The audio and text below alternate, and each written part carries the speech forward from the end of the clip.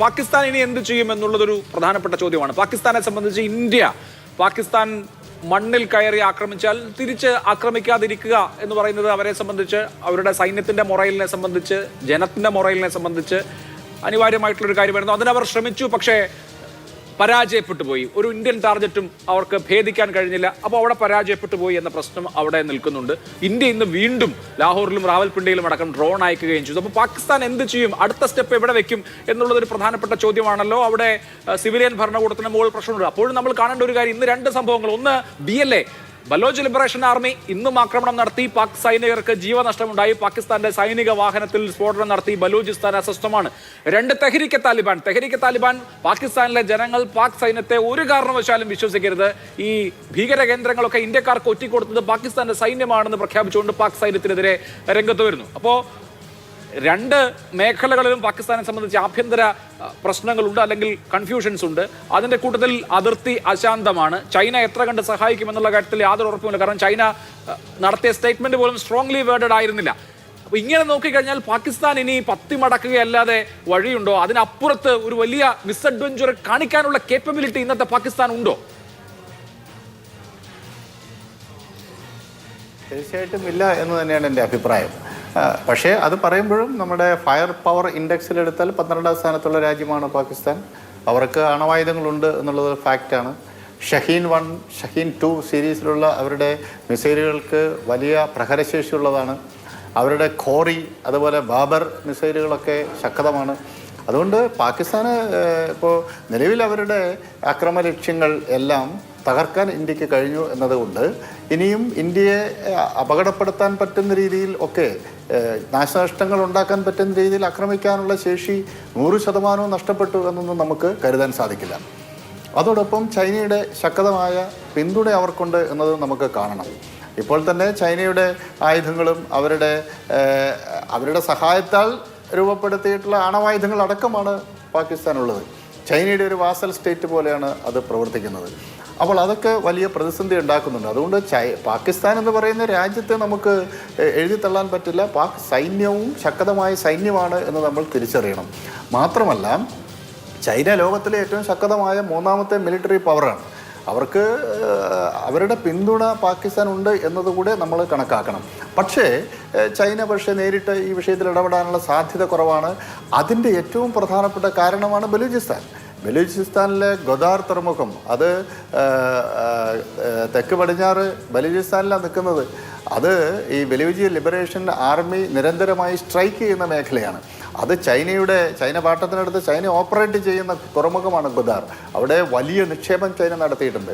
അപ്പം ഈ ബലൂചിസ്ഥാനിലെ mineral rich ആയിട്ടുള്ള പ്രദേശമാണ്. അവിടെയുള്ള പല ഖനന ലൈസൻസുകളും നേടിയിട്ടുള്ളത് ചൈനയ്ക്കാണ്.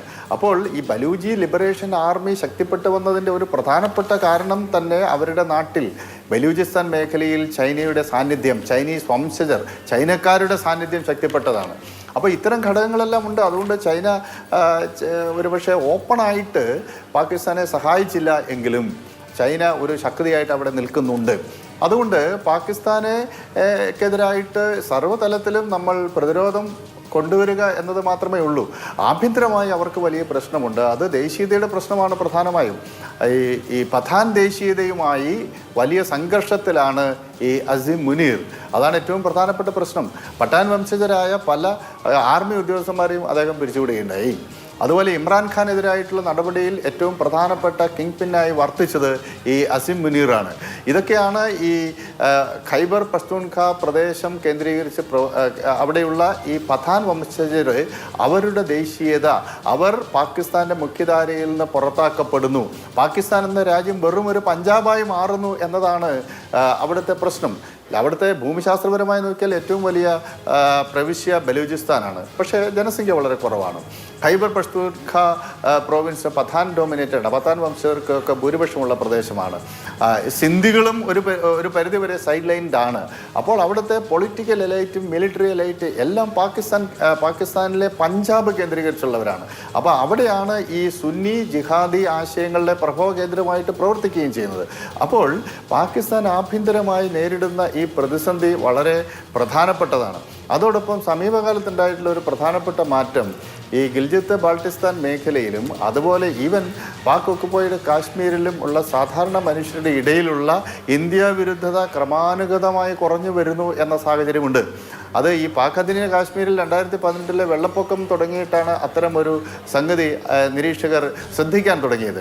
അവിടെ യഥാർത്ഥത്തിൽ പാകിസ്ഥാനോടുള്ളതിനേക്കാൾ പലപ്പോഴും സ്നേഹം അവർക്ക് ഇന്ത്യക്കാരോട് കാണിക്കുന്ന ഒരു സാഹചര്യമുണ്ടായി. 2018 വെള്ളപ്പൊക്കത്തിൽ ഏറ്റവും വലിയ സഹായം ഉണ്ടായത് ഇന്ത്യയുടെ ഭാഗത്തു നിന്നാണ്. അതുപോലെ ഗിൽജിത്ത് ബാൾട്ടിസ്ഥാൻ മേഖലയിൽ 15 ലക്ഷം മനുഷ്യരുണ്ട്. അവർക്ക് പാകിസ്ഥാനുമായിട്ട് ഒരു മാനസികമോ ബന്ധവുമില്ല.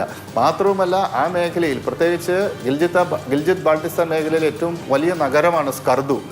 ഈ സ്കർദുവിൽ പ്രധാനപ്പെട്ട പല കേന്ദ്രങ്ങളും ചൈനക്കാരുടെ കയ്യിലായി. ചൈന പാകിസ്ഥാൻ ഇക്കണോമിക് കൊറിഡോറിൻ്റെ ഭാഗമായി. അതുകൊണ്ട് സ്കർദു സ്റ്റുഡൻറ് ഫെഡറേഷൻ 2016 മുതൽ ആ മേഖലയിൽ ചൈനയുടെ ആധിപത്യത്തിനെതിരായിട്ട് സമരം ചെയ്യുകയാണ്. അവിടെയുള്ള ആളുകളുടെ ഒരു പൊതുവികാരം എന്താ വെച്ചാൽ ചൈനയ്ക്ക് വേണ്ടി ഈ ഗിൽജിത്ത് ബാൾട്ടിസ്ഥാൻ മേഖലയെ പാകിസ്ഥാൻ കൈയൊഴിഞ്ഞിരിക്കുന്നു എന്ന ഫീലിംഗ് ആണ് ഉണ്ടാകുന്നത്. അപ്പോൾ ഇത്തരം ഘടകങ്ങളൊക്കെ പാകിസ്ഥാൻ അകത്ത് ഓപ്പറേറ്റ് ചെയ്യുന്നുണ്ട്.